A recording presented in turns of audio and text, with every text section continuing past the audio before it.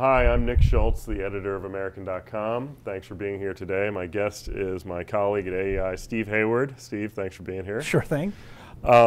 Steve is, you wear many hats around here, but one of the hats that you wear is as our unofficial Reagan biographer, and you're the author of a widely acclaimed 2-volume biography of Reagan called The Age of Reagan, which talks about the rise of Reagan from 1964 to 1980 and the political tumult of that time, and then the second volume, which just came out recently, which is on his presidency. And let me set the table a little bit here for the conversation that I want to have with you. We're coming up on the 100th birthday of President Reagan, and there's a lot of interesting stuff going on with respect to popular attitudes about Reagan and liberal attitudes about Reagan in particular. We just had President Obama, after the shellacking in November, goes on his Christmas vacation and brings a biography of Reagan with him and reads that. He has a piece in USA Today praising Reagan today. Are we witnessing the triumph of Reagan over liberal criticism? What's going on exactly? Well, I think we are in general terms. I mean, this was really quite unexpected. I was certain when Reagan left office in 1989 that his reputation would suffer the same way that Calvin Coolidge's and Herbert Hoover's did from a generation of mostly partisan historians who really trashed their reputation. And Reagan was held in very low esteem by what I and others call the media academic complex. And so to see so many academics especially, but even liberal grandees like Richard Reeves put out very positive assessments of Reagan is really something of a surprise. There are a few problems there. They have a narrative of Reagan that I think doesn't get him right. They try and make a distinction between his Cold War statecraft and his domestic policy views. They don't like his domestic policy views, and even President Obama said he didn't agree with Reagan on taxes and things of that kind. And I think that's an interpretive mistake. But I do think it does represent, in general terms, Reagan's final triumph over his enemies. I mean, the fact that Obama not only read a Reagan biography, but that his press office wanted to put out that he was reading a Reagan biography was really something. I mean, you can't imagine John F. Kennedy reading a biography of Calvin Coolidge, or Jimmy Carter taking in lessons from Dwight Eisenhower and then telling people about that. But the fact that Reagan is now sort of a bipartisan property, such that even our most liberal president perhaps ever has public praise for Reagan and says there can be things to be learned from him, I think tells you that he now is an American icon. What accounts for this? Is it cynical? Is it saying, well, Reagan remains popular with the public, and so I'm going to have some of that rub off on me by saying that I'm okay with Reagan? Or is it a genuine appreciation for some of the things that he's done? What's going on? Well, I think it's all of those things. One of the things I observed in my National Review article about this is that yes, and now you have a cover piece in right. National Review about in honor of Reagan on his 100th birthday that's just coming out. Right, and one of the things I observe is that it's not unusual for presidents who are very popular to be appropriated by the other party. Democrats did it with Lincoln. Franklin Roosevelt even said it's time to claim Lincoln as a Democrat back in the late 1920s. So when someone is that broadly popular with the American people, it makes no sense to try and fly in the face of that. I think the other thing is that even liberals came to see that they had been wrong about certain aspects of Reagan. It turns out that he worked a lot harder than people thought, that he was a much more thoughtful person and the author of more of his own words and deeds than people thought. We learned that in the usual ways that we learn about things about the past. Archives get opened. We see papers and diaries and documents, transcripts of the head-to-head meetings between Reagan and Gorbachev, for example. And those things changed our mind about what a capable and serious and hardworking person he was. Which was not news to the people around him or who knew him. That's right. And the rise of his career, right? Well, that's right. Well, then Reagan, one of the odd things about him is he did tend to conceal some aspects of his life, such as how much he read, how much he worked. And partly that was on purpose. Reagan, as is commonly known, always enjoyed being underestimated. It gave him a lot of advantages over his political opponents. So he was partly the author of that own confusion. He used to love to tell the joke about, they say hard work never killed anybody, but I say why take chances? And he would never rebut the views that he took naps in the afternoon. Turns out he was usually writing letters and speeches in the afternoon.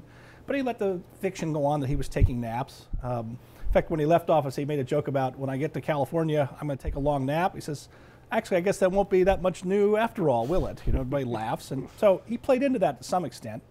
And then finally, I think that, again, the ordinary aspect of this is, as time goes on, we get nostalgic about almost all our former presidents, and the partisans especially, forget the things that bothered them and start to appreciate the things they like. So Harry Truman was deeply unpopular in 1952, right? And gradually we came to realize that there was more to that guy than we thought, and that his legacy was more solid than we thought. Same thing happened with Dwight Eisenhower. Liberals ridiculed him in the 50s and into the 60s. Along about 1970, it was liberals who started to say, oh, he was more interesting than we thought and was a better president than we thought. And so my argument finally is why is it that liberals seem to understand our own conservative presidents better than we do, supposedly, but are utterly unable to perceive them accurately when they're right in front of them? So one of the points I make is that if you get another conservative president, liberals will be just as clueless about that person. Just as I think, by the way, you can predict that George W. Bush's reputation is going to rise over the next 20 years, including even among some liberals. In your National Review piece, you describe the liberal revised standard version of Reagan. Now, obviously, the standard version of Reagan was one that was almost uniformly critical. This one is there's some qualified praise for him, and you say even that is problematic. You mentioned something interesting earlier, which is there seems to be this grudging, or maybe even not so grudging, respect for his accomplishments as a Cold War president, and helping to bring about the end of the Cold War. But liberals will say, but his domestic policy still don't have much use for that. And you think there's a mistake there in their doing that. Describe what do you mean? Reagan had a core idea that informed both his domestic policy and his foreign policy. And he even explained it in these terms. His core idea was that big government, or overreaching government, however you want to put it, is a threat to liberty, both in its vicious forms, that would be the Soviet Union, but also in its benign forms, like big government bureaucracy. He explained it that way, most especially in his famous 1982 speech in London in Westminster Hall, where he put secret police and mindless bureaucracy in the same sentence together, saying this is what bad government gives us. And so he understood the problem of human governance as a continuum, with the Soviet Union representing the very worst, but with our own bureaucracies representing something very bad too. He understood it in constitutional terms, by the way. He said that the erosion of the constitutional protections for liberty had essentially repealed parts of the Constitution. And that's why, say what you will about supply-side economics or budget policies or whatever, when Reagan decided in his second term, through Attorney General Ed Meese, to emphasize the original intent of the Constitution and going back to the framers' views, I mean, that was a declaration of war on the left. By the way, it played into, I think, the defeat of Robert Bork for the Supreme Court, because the left had to take a casualty in that fight, and Bork became the first major casualty. But that whole emphasis on originalism is back today with the Tea Party emphasis on getting back to the limits of the Constitution and the Commerce Clause and things of that kind. Now, there's an aspect of Reagan's policy where liberals can't go. So I think it is kind of amusing when they say, well, look, Reagan compromised a lot. He agreed to tax increases. The budget grew. Government grew in a lot of areas, all of which is true. But he never compromised on his public arguments about what the nature of our government ought to be. Tip O'Neill used to lament that he hated negotiating with Reagan because Reagan always got 80% of what he wanted. And so I think this is liberals trying to put a spin on it, partly, by the way, as a way of making mischief. They're trying to use Reagan now as a wedge between the Reagan of the old days and today's conservatives. And you will hear, and have already heard some, people attacking the Tea Party and the House Republicans saying, even Reagan wouldn't have done this. Even Reagan wouldn't attack entitlements the way Paul Ryan wants to do. And I think that's a convenient historical revisionism that's wrong, but you can expect to hear a lot of that, I think. And you think that Reagan's arguments about constitutionalism, constitutional principles, which maybe didn't get so far when he was president in terms of changing policy significantly at the time, you see the Tea Partiers today basically as the children of that specific aspect of Reagan's philosophy. Absolutely. And by the way, I mean, the thing about a rhetorical offensive in politics is that sometimes the time lag between policy results is a long time. So I always thought that what Reagan was trying to do, Reagan and Meese together and others, the Federal Society, which was the organizational form this took, was to start an argument about the Constitution that would take a long time to play out. And that's exactly what Franklin Roosevelt did in the 30s. Years before the Supreme Court did its famous switch in time that saved 9 in 1937, Roosevelt had argued, and to my mind still one of the most extraordinary speeches of the last century, his Commonwealth Club speech of 1932, that we needed to think about the Constitution in a new way, and needed to think about the government management of the economy in a new way. It was not connected to any specific policy proposal, but I think that really did prepare the way for changes in opinions that ultimately leads to changes in how people regard the limits of the Constitution, how courts rule on these things, how Congress legislates. And so now we're at this moment, 20 years after Reagan left office, where suddenly the Commerce Clause, in the context of the health care reform, is a live issue, which it hasn't been for 50 years. And I think it would be hard to have this moment if you hadn't had that earlier moment with Reagan. So that's why I like to say the Tea Partiers are Reagan's children. I added in my National Review article that the Tea Party reminds me a lot of the tax revolt of the late 70s, which Reagan was very keen on and he understood helped him get to office. And it turns out that the press at the time and liberals at the time attacked the Tea Party for being racist, mean-spirited, all the things being said about the Tea Party today.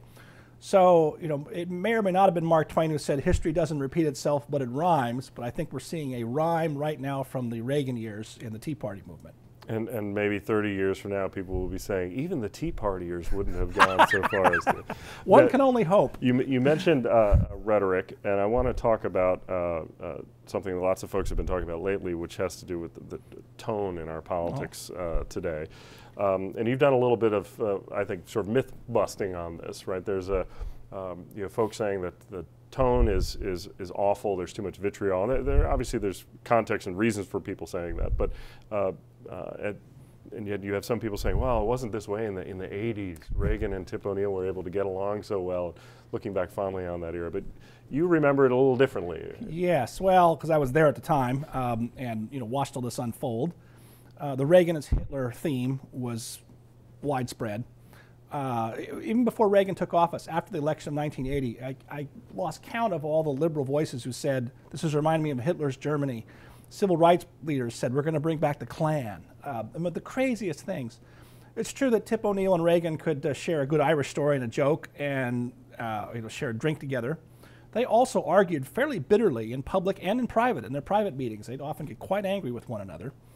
And I think one difference between then and now is we didn't have the 24-hour news cycle. It was just beginning with CNN. And the worst thing you had then was Crossfire, which was pretty tame compared to what's on cable today. And you didn't have the internet, where really the worst expressions, I think, take place these days on both sides. And that amplifies what we have now. But I don't think the tone is any different than it was then. There's a quote from Tip O'Neill I have in my book saying there's evil in the White House, meaning Reagan. This man has ice water for blood. All he cares about is riding horses. I mean, really personal, nasty stuff. And we've forgotten all that, as we tend to in politics. And so I don't think this is quite unusual at all, what we're experiencing today. And I think people should lie down until they get over it. I'm not sure that will happen, but I think you're right that they should. I want to talk to you about Reagan's embrace of dynamism but also being a conservative. Now, a lot of people forget this, but Reagan was critiqued when he was president at the time by conservatives on a variety of matters. And even though today conservatives look back and if there's one thing they can agree on, it's Ronald Reagan's greatness, right? Well, it wasn't always that way. And there were some tensions there in Reagan's philosophy, part of which I think came out of his, that he went to the West, that his days in California informed his political worldview and what he thought of the country, its promise, its prospects. Talk a little bit about that, about the tension in Reagan's philosophy, the Sunny Optimism, which doesn't sit so well with some conservatives sometimes of a more dour beat. I think you put your finger on something quite important, which is Reagan going from Illinois to California and participating in one of the most entrepreneurial and creative industries of mid-century in America, the entertainment industry, right? And he participates in the rise of television from nothing. He makes his career in television after his movie career sort of fades out. So he had that entrepreneurial instincts and understanding of the dynamic nature of American society that we're constantly changing and doing new things. Now, it's one thing for him to cite the famous John Winthrop sermon about the city on the hill. That harkens back to our Puritan heritage, which is both risk-taking, and the Puritans came here to this wilderness to tame it, as they put it, but also Puritanism sets certain bounds, and there's certain obvious conservative aspect to the Puritan tradition. The other part of Reagan that really drove some conservatives out of their minds openly was quoting Tom Paine, the famous revolutionary radical, saying, "We have it in our power to make the world over again." Well, that's the Tom Paine of the French Revolution that prompted George Will to write more than once, "Anytime, any place, that is nonsense." And he'd scratch his head about why is Reagan so fond of embracing one of the most unconservative statements available. Well, I think that really does come from Reagan's own, as I put it, homemade American conservatism. This was not National Review stand athwart history conservatism. This was very much the kind of conservatism that understands two things. What I already mentioned about the dynamic nature of change and risk-taking, which often does lead to unconservative ends in this country, such as when Walmart supposedly puts the little shopkeeper out of town in a small town, along with what makes that possible, which is individualism and limited government. That's the part that a lot of liberals always forget.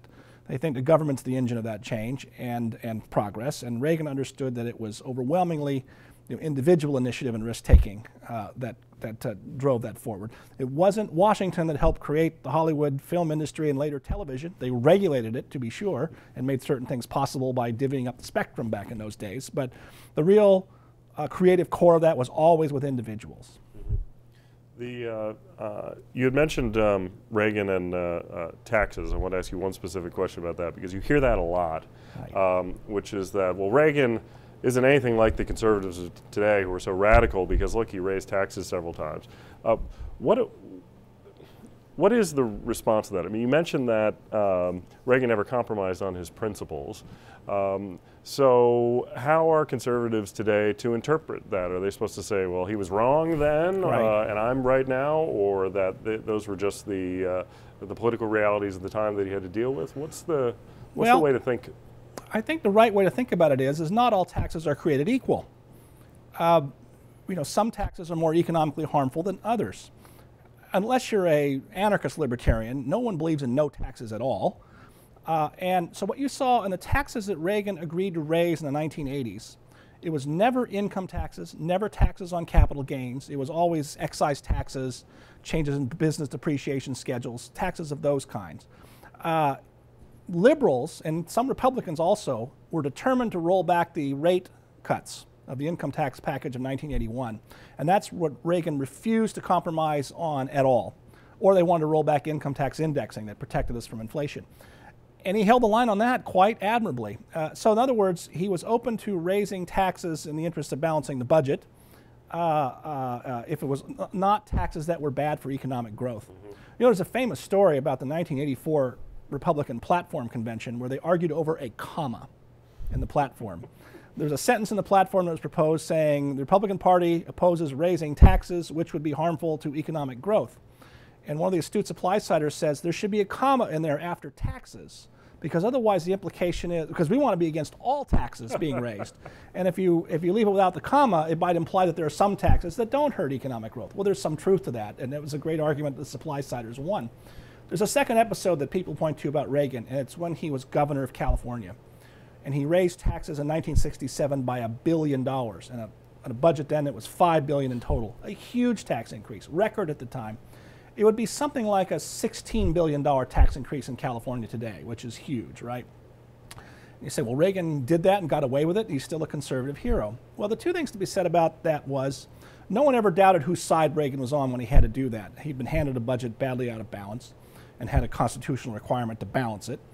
The second thing you would note, though, that's totally left out of account is that if you went back and looked at the tax burden at that time, it was about 2/3 lower as a proportion of personal income than the tax burden in California today.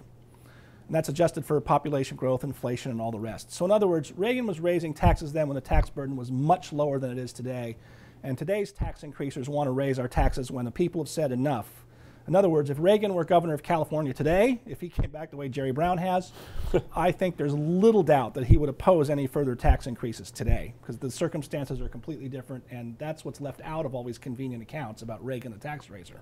Yeah, I think this history is so important because we're entering a period where there's renewed, I think, seriousness of purpose about the fiscal course that the country is on, and so these debates are going to be, they need to be informed by what the actual history was, as opposed to whether it's the liberal revised version or even the conservative revised version from time to time. A final question for you, which is a fairly broad one, but obviously you followed Reagan's life and career, and you've seen how the perception of him has evolved over time. Now, obviously, a lot of the accounts still don't accurately capture Reagan in your view. What is it that, and I'll keep it to liberals for now, but what is it that liberals fail to understand about Reagan that you think if they did understand this about him, they might accurately recount what happened, who he was, and his standing before the eyes of the American people? Well, that's a hard question to answer, because there's 2 or 3 parts of Reagan that I think conservatives sometimes fail to appreciate too. He did have a combination of sort of imagination and insight and shrewdness and creativity and hard work, and above all, discipline. He was an extraordinarily disciplined person, and part of that discipline was concealing how disciplined he was, as I was making reference to earlier. And you know, I sometimes make jokes about John Madden talking about football players making great plays. You can't teach that kind of football. You can't teach that kind of political skill. You can study it and learn from it, but some of that really is instinct that you're probably born with. Churchill thought you were born with these kinds of instincts, both as a politician and as a military commander. In other words, there's a genius there. And so I guess you know, many liberals are still reluctant to recognize that he really was a person of political genius that combines all those kinds of skills. Some of those skills he did, like any kind of skill, you can get better at it through practice, and there's certain things you can see. Reagan's control of his temper, for example. You never saw him lose his temper as president, or only in controlled circumstances. But when he was first starting out in politics, he made a number of mistakes related to him losing his temper, so he learned to control that and make it usable, as Luke Cannon put it, which I think is interesting. The famous "I paid for that microphone" episode was a usable temper moment. But in the whole, though, people like that sort of package of genius is really unique to them and very hard to copy. Okay, that's all we have time for today, but I want to thank my guest, Steve Hayward, who's the author of an invaluable two-volume biography of Ronald Reagan, whose 100th birthday, is going to be February 6th. Super Bowl Sunday. On Super Bowl Sunday. So, Steve, thanks so much for taking time to talk to us.